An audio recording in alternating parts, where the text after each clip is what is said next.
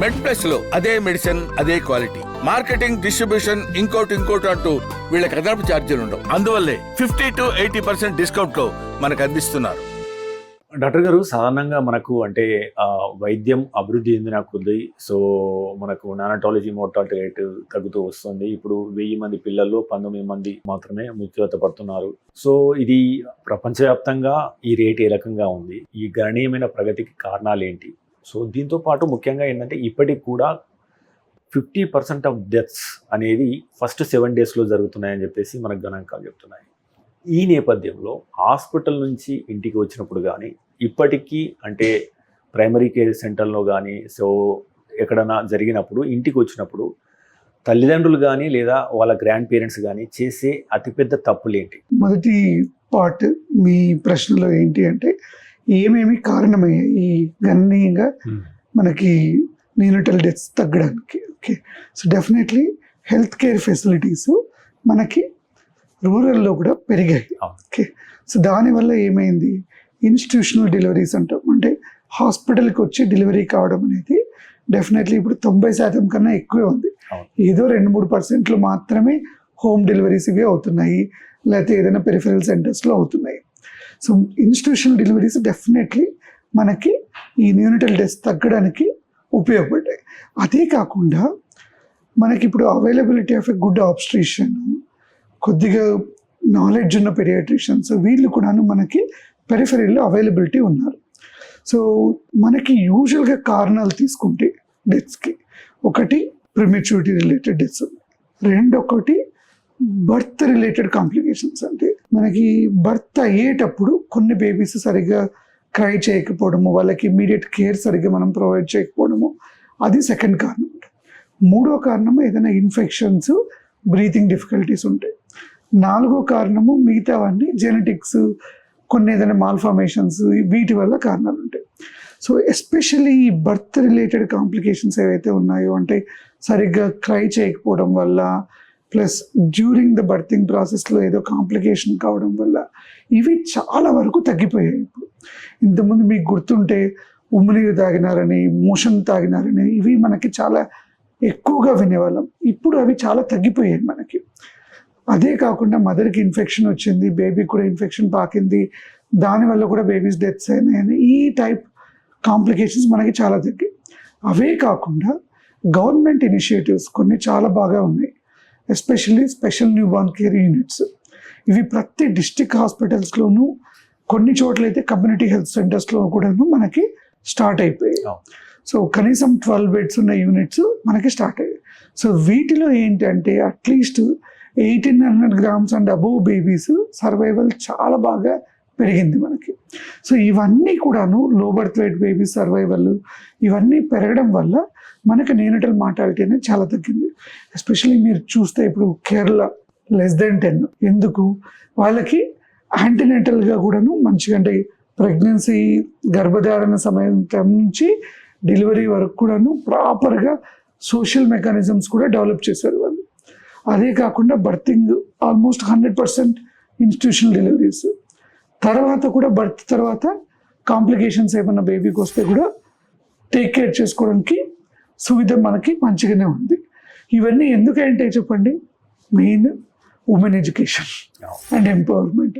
So ఇవి social culture కూడాను మనకి, సోషల్ అండ్ ఆస్పెక్ట్స్ కల్చర్ కూడా ఏ విధంగా అయితే పెరుగుతూ వస్తుందో డెఫినెట్లీ ఇది కూడాను మనకి health care seeking behaviour improve అవుతుంది, ప్లస్ మనకి రిలేటెడ్ కాంప్లికేషన్స్ కూడా తగ్గుతాయి.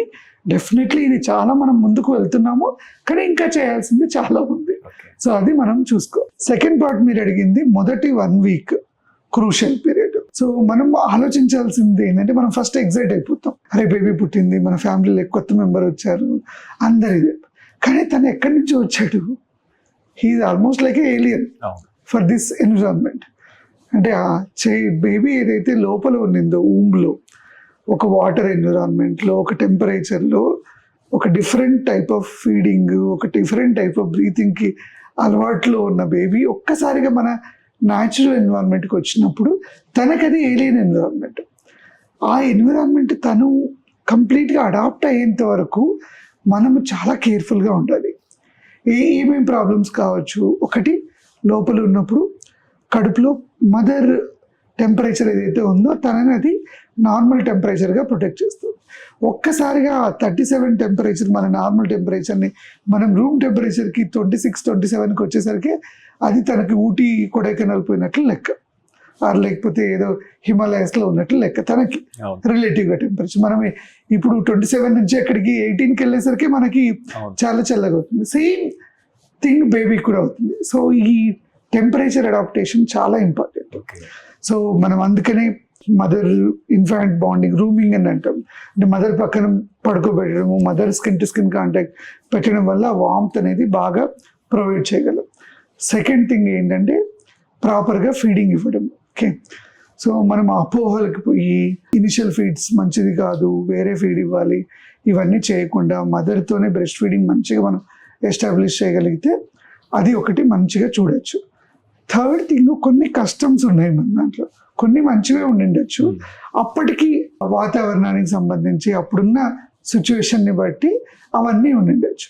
కానీ కొన్ని హార్మ్ఫుల్ ప్రాక్టీసెస్ కూడా ఉన్నాయి మనకి. ఎస్పెషల్లీ పుట్టగానే తేనె ఇవ్వడము, వేరేటివి కొద్దిగా కొన్ని ప్రాక్టీసెస్లో వాళ్ళు గులాల్ ఇట్లాంటివి కూడా అప్లై చేస్తారు. ఇవన్నీ కెమికల్స్ ఉంటాయి, మనకి కంటామినేట్ కావడానికి ఛాన్సెస్ ఎక్కువ ఉంటాయి. హై షుగర్స్ ఉన్న లిక్విడ్స్ అవి ఇవ్వడం వల్ల లోపల ఇన్ఫెక్షన్స్ రావడానికి వీటికి కూడా ఛాన్సెస్ ఎక్కువ ఉంటాయి. సో ఈ జనం గుట్టి ఇట్లాంటివన్నీ మనం ప్రాక్టీస్ అనేది చేయకూడదు. అది కాకుండా ఇంకొకటి, ఫస్ట్ మనం బాత్ ఇవ్వాలి అని చెప్పేసి అని పట్టుకొని చేస్తుంటాం.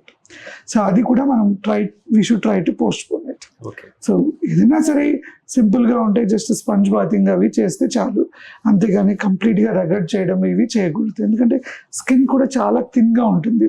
అడల్ట్ కంపారిజన్లో చేసుకుంటే అది చాలా థిన్ స్కిన్ అనమాట. సో మనం రబ్ చేయడం వల్ల ఆ లేయర్స్ ఏమైనా పోతే అక్కడి నుంచి కూడా ఇన్ఫెక్షన్ అనేది మనకి పాకడానికి కారణాలు అవుతాయి. ఇన్ఫెక్షన్ గురించి మనం ఆలోచిస్తే ఆ బేబీస్ అప్పుడే బయటకు వచ్చాయి, ఇంకా వాళ్ళకి ఇమ్యూనిటీ అవి కూడాను చాలా అడాప్ట్ కావడానికి టైం పడుతుంది. సో ఎవరైనా పక్కన ఉన్న వాళ్ళు ఇన్ఫెక్షన్ ఉన్నా సరే అది ట్రాన్స్మిట్ కావడానికి కారణమవుతుంది.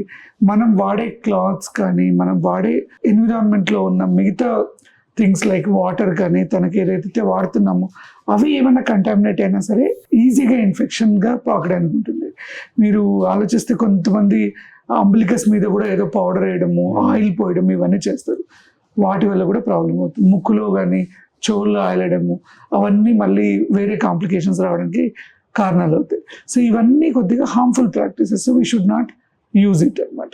ఎంతవరకు వీలైతే అంతవరకు మనము ఎగ్జైట్మెంట్ డెఫినెట్లీ ఉంటుంది, ఎఫెక్షన్ కూడా మనకి చాలా ఎక్కువ. ఎందుకంటే చాలా మంది వస్తారు, కానీ 1 వీక్లో అందరు టచ్ చేయడం, ఎవరికైనా జబ్బులు ఉన్న వాళ్ళు కూడా టచ్ చేస్తే డెఫినెట్లీ వాళ్ళకి ఇన్ఫెక్షన్స్ అవి పాకడానికి చాలా ఛాన్సెస్ అనేది ఉంటాయి.